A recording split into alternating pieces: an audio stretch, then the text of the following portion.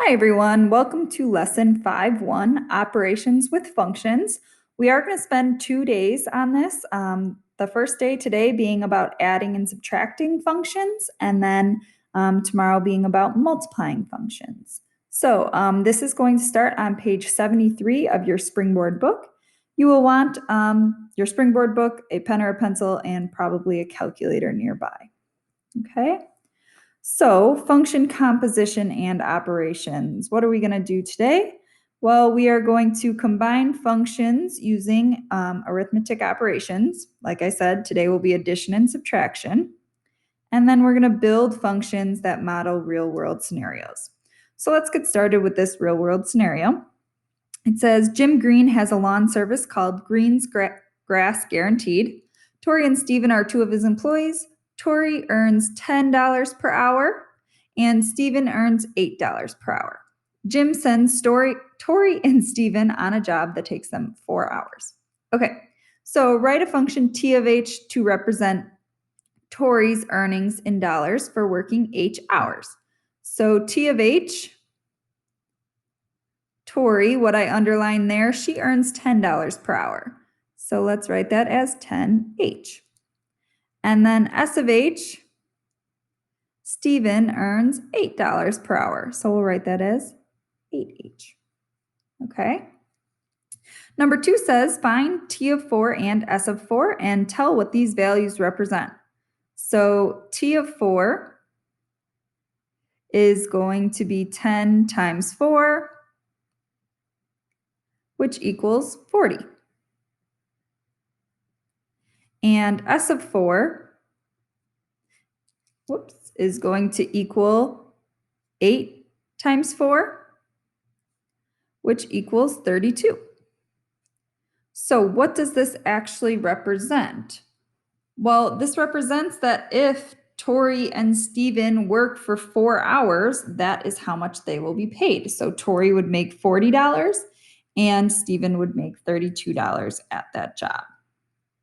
Okay. Then number 3 says to find T of 4 plus S of 4. Well, we know T of 4 was 40 plus S of 4 was 32. So that means that that's going to be a total of $72. And what does that represent? That represents how much they will make combined, or how much Jim will have to pay his 2 employees for that 4-hour job. Okay. So we kind of did that in a long, drawn-out way, right? So operation addition will help us to move that a little bit faster. So it says here you can add 2 functions by adding their function rules. So add the function rules T of h and S of h to find T plus S of h. So that's important, and that's also noted in this writing math here. So you might want to take a look at that, but it says the notation f plus g of x represents the sum of the functions f of x and g of x. Okay, so let's go ahead and add that together. So T of h was 10h plus S of h was 8h. So if we add those, these are like terms, so it would equal 18h. Okay, so now we could kind of write that as T plus S of h equals 18h. And it's saying how much, what does the function represent in this situation? So in this situation, 18h represents how much Tori and Stephen will make combined, or again, how much Jim will have to pay the 2 of them. So now if we do T plus S of 4, you would plug in 18 times 4, and you would get $72. Okay, so how does that compare to number 3 when we did T of 4 plus S of 4? It's the same thing. It's just one step to do it rather than 2 or 3. Okay, so how much will Jim spend on Tori and Stephen's earnings for the 4-hour job? $72 is our final answer. Okay. So this right here is just a quick little example of how we can use function addition to speed up our process. Okay. All right. Then we could also use that to see how much it would take for 6 hours. So we know T plus S of 6 would look like, instead of 18H, we're going to plug in 18 times 6. And we know that Jim would have to pay the two of them $108 to work 6 hours. Okay. All right, cool. So for a basic, now we're moving on to subtraction. Here's an important tip for subtraction. It says with subtraction, distribute the negative to all terms. That's going to be super important here. Okay. So it says here, for a basic tree trimming job, Jim charges customers a fixed $25 fee plus $150 per tree. One of Jim's competitors, Vista Lawn and Gardens, charges customers a fixed fee of $75 plus $175 per tree for the same service. Okay, so it says write a function J of T to represent the total charge in dollars for trimming T trees by Jim's company. So Jim's company, remember, is the Greens Grass Guaranteed. That is a tongue twister. And so if we wanted to write that as J of T, we are going to represent that,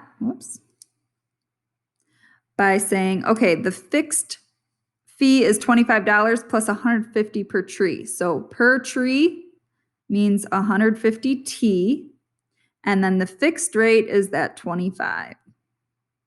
Okay. And then we also need one for Vista Lawn and Garden, so V of T. And this one said, okay, we have a fixed fee of 75 plus 175 per tree. So again, that per tree gets the T, and the fixed rate goes on the end by itself. Okay. Now it's saying to subtract those. So there's a few ways we can do that. We're going to subtract V minus J, and the order definitely matters with subtraction. So I would do the V on top, 175T plus 75 minus 150T plus 25. And so I would just subtract my like terms. So 175T minus 50T is 25T. And 75 minus 25, is 50. So that would be your new, so V minus J of T. That would be your new function after we subtracted. And what does this represent in the situation? Well, that's going to represent the difference in pricing, right? So we can tell that this Vista Lawn and Garden is going to be a little bit more expensive than Greens Grass Guaranteed. So this represents the difference in pricing. Okay. So now if we plugged in 5, we're going to do 25 times 5 plus 50. And 25 times 5 plus 50 should give you 175. And what does it represent in this situation? Well, that represents if you had 5 trees, right? That's what we're plugging in for T, 5 trees. So if you had 5 trees, you would save $175 by going with Greens Grass Guaranteed over the Vista Garden. Okay, Vista. All right, so that's why subtraction is helpful here, okay? So now I want you guys to go ahead and try number 11.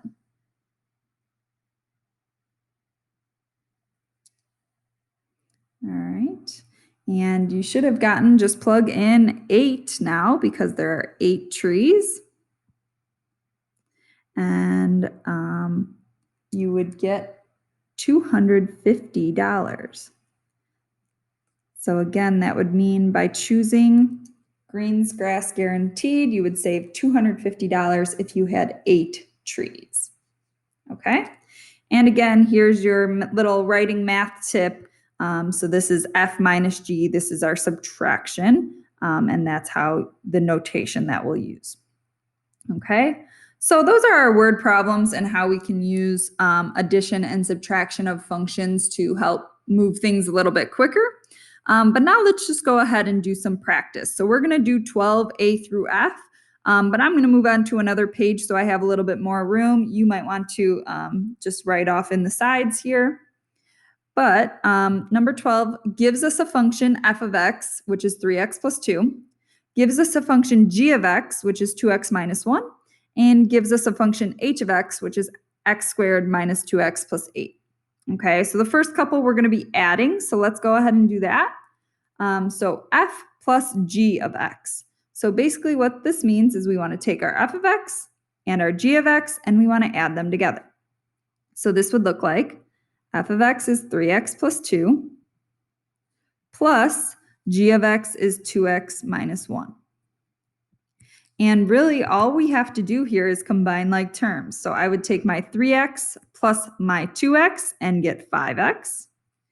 And I would take my 2 plus my negative 1 and get a positive 1. And that's it. That would be your final answer. Okay, let's try another one. This one is asking for g plus h. So g is 2x minus 1. And h is x squared, plus x squared minus 2x plus 8. So again, I'm going to combine like terms, and in this case, I do not have another x squared. So this one is just by itself, a positive x squared. Then I have a 2x and a negative 2x. So those are actually just going to cancel. And then I have a negative 1 plus 8. So negative 1 plus 8 is a positive 7.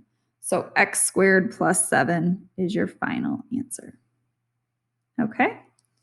Why don't you guys go ahead and try part C on your own? Pause the video. And hopefully when you added h plus f of x, you got x squared plus x plus 10. Okay. All right, cool. Now, the only difference when we're subtracting is that 1, the order really matters, so you need to be careful with that. And 2, like we said, you want to distribute that negative or that minus sign to everything. So let's look at 1. We have f minus g. So f of x is 3x plus 2 minus, and then if it helps you, put it in parentheses. Put the second one in parentheses. So 2x minus 1. Okay, and the reason I say if it helps you is maybe that'll help you remember to distribute that minus in.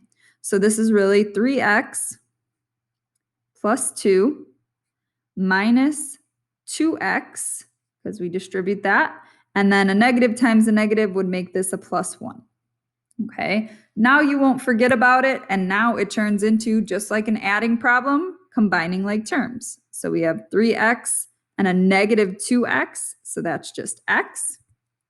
And we have a positive 2 and a positive 1, so that's 3. And that would be your final answer there. Okay. All right, let's try another one on the next page. So g minus f. Now we're doing it the opposite way. So like I said, be careful because the order does matter. So g is 2x minus 1 minus, and like I said, if you need to, put it in parentheses, but f of x is 3x plus 2. And again, I'm going to go ahead and distribute. So this is going to be 2x minus 1. And then distribute, so that would be a minus 3x and a minus 2. And then I'll combine like terms. 2x minus 3x is negative x. And -1 minus 2 is -3. And that would be your final answer. Notice how we switched F and G, and it is a very different answer. X plus 3 and -x minus 3 are two very different answers. Okay? Go ahead and try F here. Pause the video. And hopefully this is what you got for F. Okay? All right, so that's it for adding and subtracting functions. If you have any questions, please let me know. We'll do some more practice during our Zoom tomorrow. Bye-bye.